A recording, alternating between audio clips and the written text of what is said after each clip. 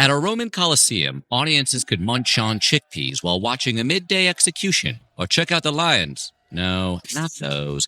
And other exotic animals released through the arena's hidden trapdoors from their cramped seats, or even observe Roman elites harvesting actual sweat from gladiators to make themselves sexier. Events held at the Colosseum were so varied and elaborate that the audience never knew what to expect. Today, we're looking at what it was like to be a spectator at the Roman Colosseum.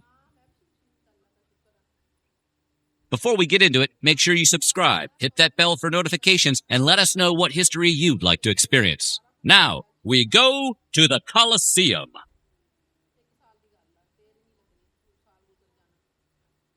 Admission into the Colosseum was free, one of the many perks of being a Roman citizen, but attendees still had assigned seating. The podium and first few rows made up the first and best tier, where the emperor, Vestal virgins, and about 2,000 other Roman elites who watched the blood sport. Merchants, government toadies, and other well-heeled patricians got to sit in the second tier. Higher up, the third tier was reserved for ordinary Joes. That's where most of the real fans would end up. Going to the games was kind of like going to Disneyland. You know, if Donald and Goofy fought to the death for the edification of Emperor Mickey. On festival days, the Colosseum attracted 50,000 spectators, a goldmine for vendors. Outside the Colosseum, traders and street sellers hawked food and souvenirs to visitors. They may have even sold programs with stats on the gladiator, sort of like Topps baseball cards of the day, that could presumably immediately spike in value thanks to all the sudden athlete death. Let's hope that Miccius Mantle Maximus card is in mint condition. As for street food, the Romans enjoyed sausages, chickpeas, and pastries. Inside the Colosseum, they could grab sweets, wine, and snacks. Got any nuts? I haven't got any nuts, sorry. I've got wren's livers, badger spleens. And of course, there was merchandise, a wooden ball with a special token inside. The tokens could be cashed in for special prizes, from food or cash to their own spot on an island, which, exciting as that sounds, is just what the Romans called their multi-story apartment buildings. Once visitors made it inside, they faced the challenge of finding their seats in a stadium big enough to hold 50,000. Depending on his status, a man might settle right into a nice spot at the lowest level, climb 12 to 15 stories to the top to sit with the womenfolk and the poor, who probably have the toughest time climbing 15 freaking stories of stairs. Both the entrances and the staircases were kept separate by iron and marble dividers, and like the seating areas, the passageways were divided by class.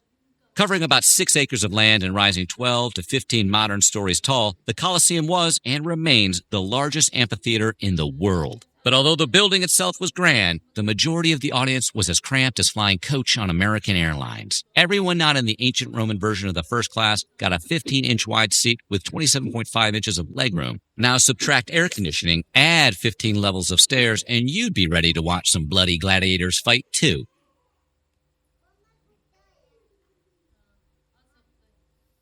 Because of the immense size of the structure, spectators in the nosebleed section probably couldn't see or hear much of the action. The highest part of the 15-story stadium sat upon a wall which extended 16 feet above the other spectators. The crowds at the top, made up of mostly women and the impoverished, strained to see the fights below. And while the roar of the crowd could make it to the top, the spectators in the highest seats probably couldn't hear much else from the fighting ring. This mirrors the living situation in the city. The islands we talked about earlier were about 6 stories tall, with rent mostly determined by the number of decaying stairs a tenant had to climb to get to his apartment. We can imagine what it was like to try and convince your friends to help you move a sofa. A hideaway bed?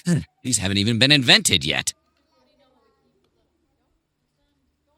As you'd expect, the emperor got the best seat in the house, the imperial box. Gladiators fought before him and appealed to him for mercy, often successfully. The emperor could order a gladiator's end at any time with only his thumb, and spectators waited and watched for his reactions. Contrary to the movie cliché, forgiveness was the rule, not the exception, and the gladiators were more likely to die from deep wounds than they were from an inverted royal thumb. While the Roman elites might sit close to the emperor, the august ruler was, you guessed it, separated from the other spectators. He even had dedicated doors to enter and exit the Colosseum, so he never ran into the rabble or slipped on lion droppings and discarded sausage. There's more sense than ego to this. Nothing inflames mob mentality like violence, and Rome was beginning to decay before the Colosseum was even built.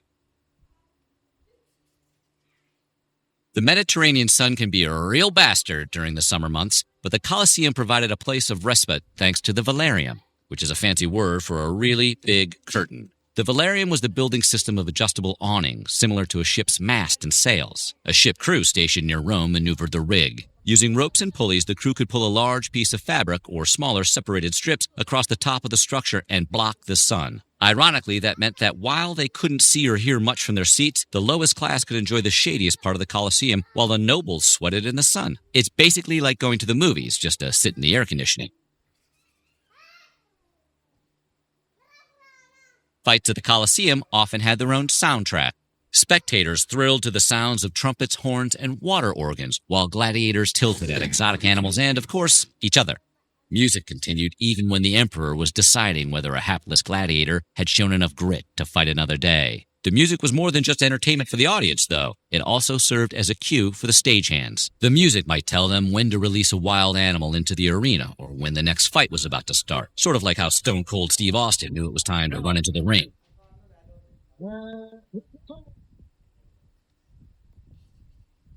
The Colosseum had a wide array of spectacles. Though many depictions of the arena show seats surrounding a sandpit, the floor had a complex layout of walls and chambers underneath a wooden platform. Different pieces of scenery could be elevated through the Colosseum floor, providing new and distinct scenarios for every show, like the Pokemon Stadium in Smash Bros. Among the intricate caverns under the Colosseum, there were even runoff canals to drain the arena after a naval performance called the Naumachia was performed. The wooden platform and its supports were removed from the Colosseum floor. Water was then diverted from aqueducts into the center, creating an artificial lake of up to 5 feet deep. Scaled-down ships were brought into the stadium to reenact famous naval battles from history.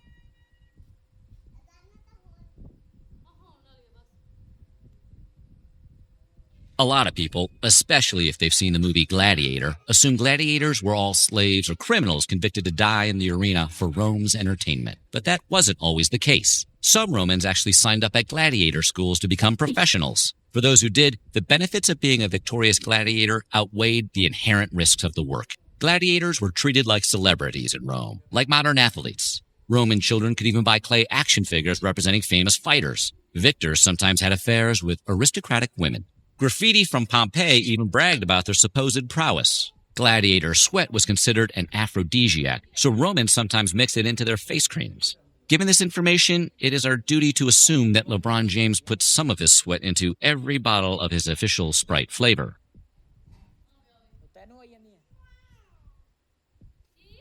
One of the many shows held within the Colosseum was the animal hunt. The bestiari, gladiators trained to battle wild animals, squared off against lions, tigers, bears, oh my, along with hippopotamuses, elephants, deer, giraffe, and allegedly even whales. The bestiary fought a combination of both harmless and potentially dangerous animals, but the fighters were rarely at risk. Of the thousands of animals slain in a single day, many were taken out from afar with spears or bows. Presumably, that's how most of the whales were dealt with, because we can't imagine Russell Crowe wrestling with a whale and winning. Actually, maybe we can.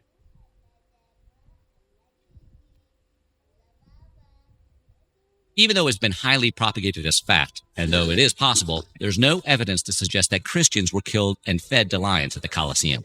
The association between the Colosseum and Christian suffering was first stated in the 4th century, but then largely forgotten until the 17th century. During the 4th century CE, Christian and Latin scholar Lactantius and Bishop Caesarea Eusebius wrote of emperors intentionally slaying Christians. Such actions were never imperial policy, but scattered events which occurred around the empire. The Colosseum did regularly feature punishments referred to as the midday games, where lawbreakers and POWs, called the damnati, were condemned through a multitude of different and horrible methods. Sometimes the damnati were thrown defenseless into the arena to be torn apart by wild animals, while others were forced to fight one another to the death. Roman Colosseum battles were like the original battle royale.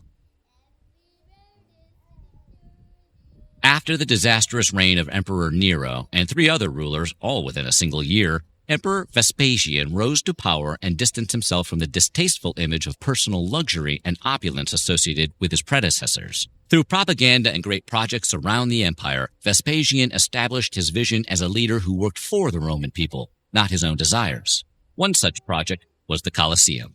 Vespasian personally commissioned it as an entertainment venue for the people of Rome.